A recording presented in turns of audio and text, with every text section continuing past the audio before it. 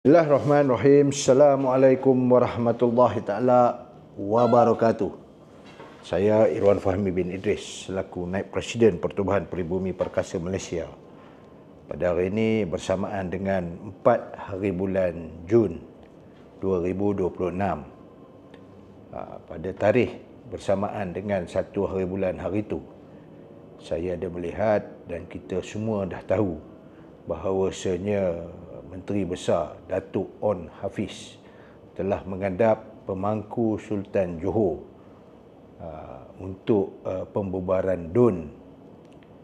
Jadi apabila Datuk Menteri Besar Johor telah menghadap Pemangku Sultan Johor, maka telah mendapat perkenan daripada Pemangku Sultan Johor untuk membubarkan DUN. Dan saya juga ada terdengar pada bulan lepas pada perhimpunan Pakatan Harapan di Negeri Sembilan bahawasanya Anthony Loke ni dia ada menyatakan bahawasanya kalau hari ini bubarnya DUN Johor, Negeri Sembilan pun juga akan bubar. Dia sama macam mana mengatakan kalau menang hari ini, besok turun harga minyak. Dia lebih kurang samalah. Tetapi perbezaan dia bubar DUN dengan tak bubar DUN. Dan juga hari ini dah 4 hari bulan. Saya dengar semalam konon-kononnya dah menghadap yang di-Pertuan Besar Negeri Sembilan. Perjumpaan berlaku selama 2 jam. Jadi tak ada bubar pun. Jadi macam mana yang dia cakap ni?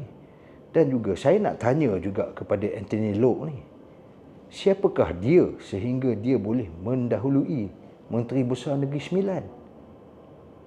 Yang menyatakan akan membubarkan DUN dan sebagainya. Benda ni tak pernah berlaku ni. Kalau kita tengok zaman-zaman dulu pun, di Perak tu kita ada tengok ada banyak walot. Tapi walot-walot ni untuk menceritakan pembubaran DUN, dia orang ni tak bercakap. Dulu orang-orang Perak ni banyak juga hebat. Selain daripada Presiden UMNO, kita ada juga Chief Nazri.